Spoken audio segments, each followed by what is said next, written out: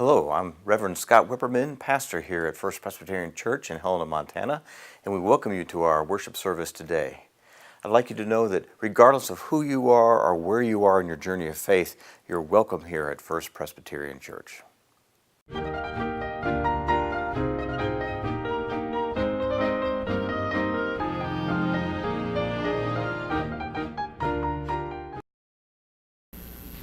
Our gospel reading today comes from the Matthew.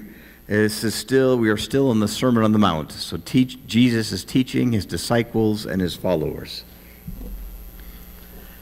You have heard that it was said to the people long ago, "Do not murder, and anyone who murders will be subject to judgment." But I tell you that anyone who is angry with his brother will be subject to judgment. Again, anyone who says to his brother, "Raca," is answerable to the Sanhedrin. But anyone who says, "You fool," will be in danger of the fire of hell.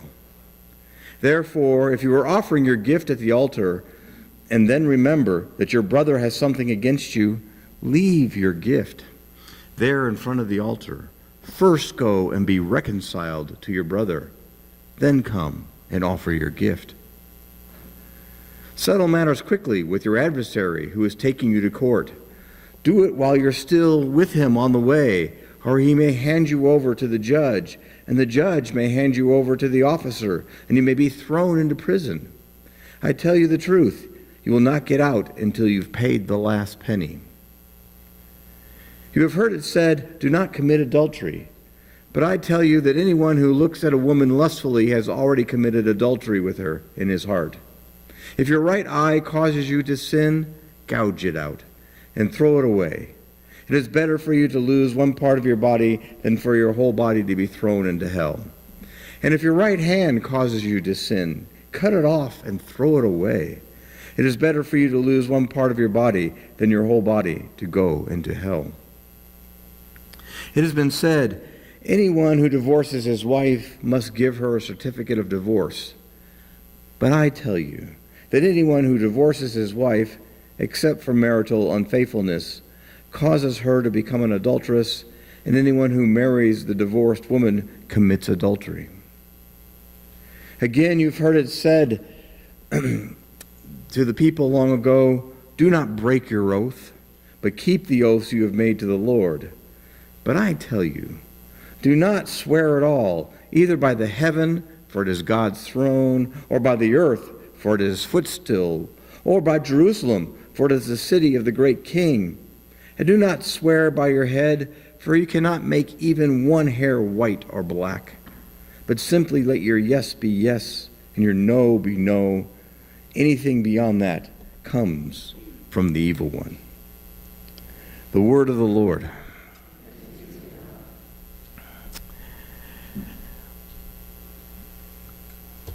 Well, there are easy choices in life. There are some things that don't take hardly anything to decide. Like, do you want, if you're on the TV show, game show, and you just won, and do you want door number 1 or door number 2? Now you might be told to make it look like you really have to think about this, but there's 2 doors, and you don't know what's behind either one. It's an easy choice. Just pick your favorite number, pick your favorite color of door. Just go for it. Or easy choices like, where do you want to go for lunch? That's something simple. Well, sometimes not.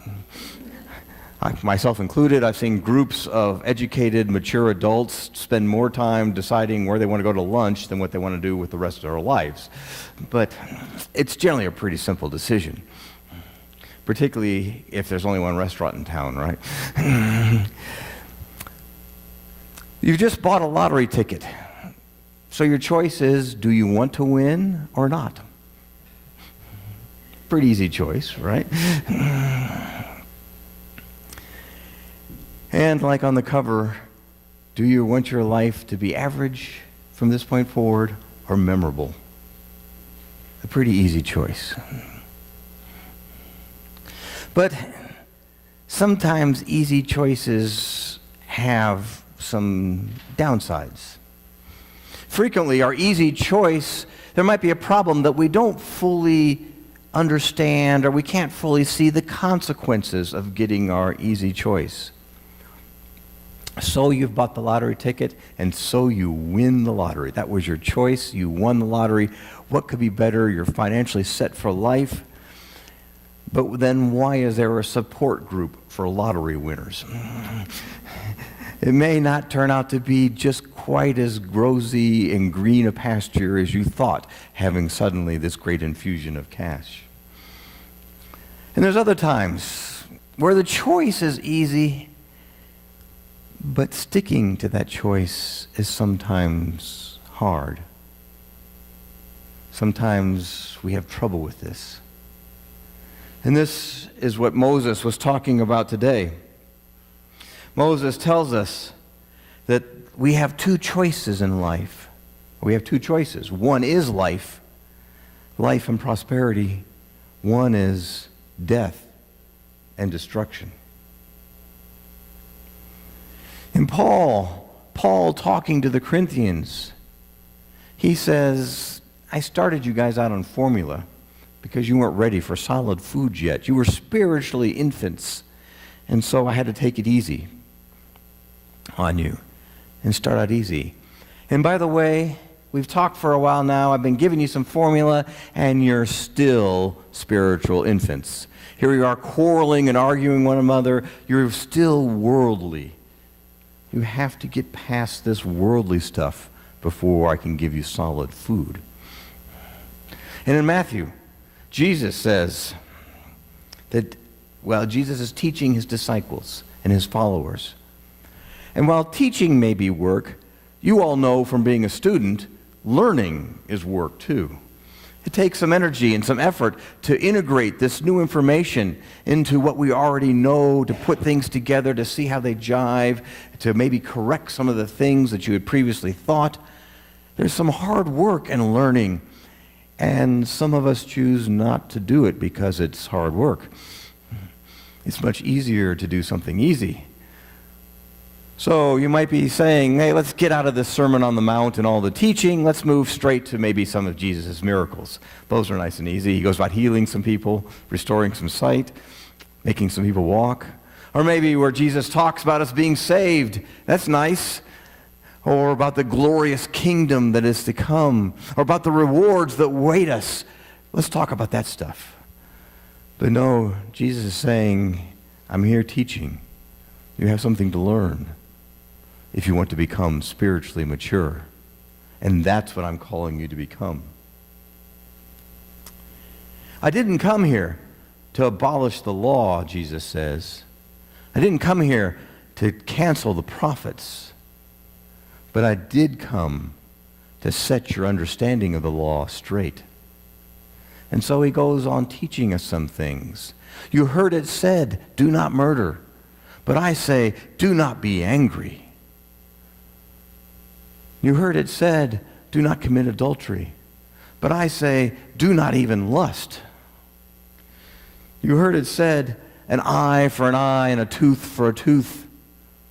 But I say, return no evil to those who oppress you. Turn the other cheek.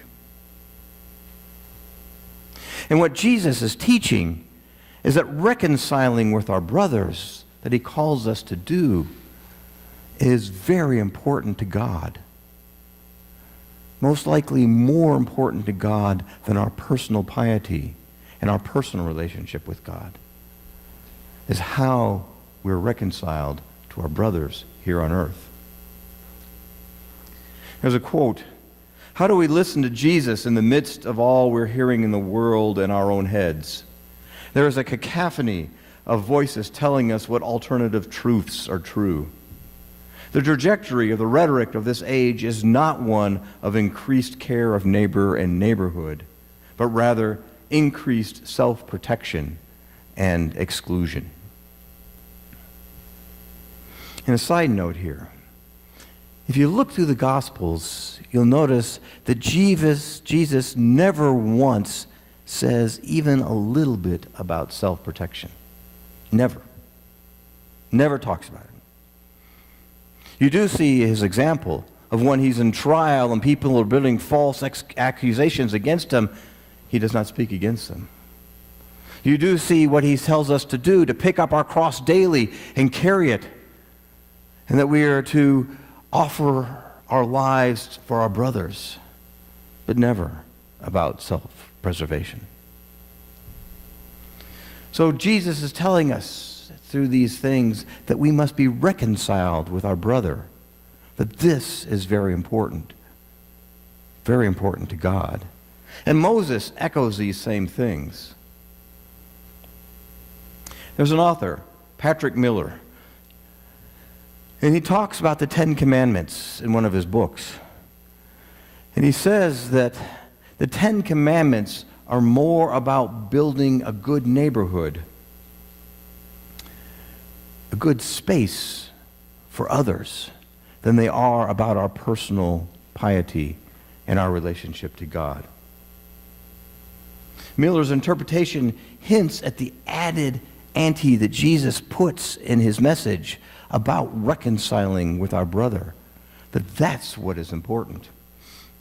How we treat our brothers and our sisters is more important than what we do spiritually, than what we gift that we leave at the altar. And Moses asks us to make a choice. It's an easy choice, right? Life, of course, is the right choice. And the right answer to that right choice is to love God and to follow God's commands and instructions and to love our neighbor. And by the way, when Jesus says neighbor, it's a really big neighborhood. But to love our neighbor, to respect and honor our neighbor, to treat them as a child of God. Yet we all fall off the wagon at times, run off the tracks, stray into the weeds, get lost. And when we do those things, we are actually making a choice for death and destruction. It may not seem like it, but that's what we are choosing.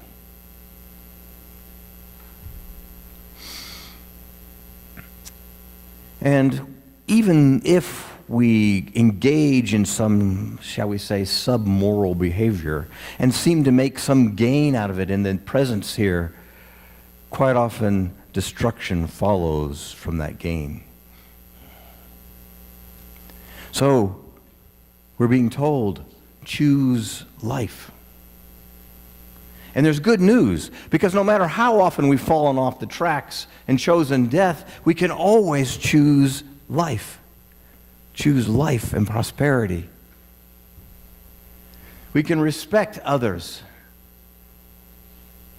even ones who are very different from us, who look nothing like us, who believe differently than us. We can respect them. We can respect others who don't respect us, praying to God for blessings upon these people, because they are a child of God after all, right? When Jesus performed miracles, they were always a sign to God, pointing to God and God's greatness and glory. And when we go about our activities, we can do them as a means of praising God. When we get finished, we can think, how can I cast this so it praises God, this thing that I just did? And better yet, before we start an activity, we could think, how can I do this in such a way that it praises God? It's far more effective than just trying to tack it onto the end. So we can choose life. We can follow God's commands, follow His instructions and examples, even when it hurts to do so. We can focus on the other and truly appreciate this other person. We can listen to what they're saying intently, trying to understand where it is that they're coming from, trying to empathize with them. We can look for the wisdom in their words and see what we can gain from their opinions and insights. And we can care for the other. We can offer a meal. We can clothe. We can offer warmth. We can help them in any way, like changing their flat. And when we do these helping things, we are choosing life. We're choosing prosperity. And when we catch ourselves getting angry that Christ was speaking against, telling us not to do, we can take that thing and say, what is this thing? Oh, it's anger. And this is something I do not want. And we can drop it and set it apart from ourselves and go on in life without that anger, without that disdain, without that hate. Those are just emotions. We can choose what we do with them. And in choosing to set the negative ones aside, the anger aside, we are more reconciled with our brother. We're building greater community. We're making a great neighborhood. And we're pleasing God. So the choice is simple. This day I've set before you life and death, blessings and curses. Choose life.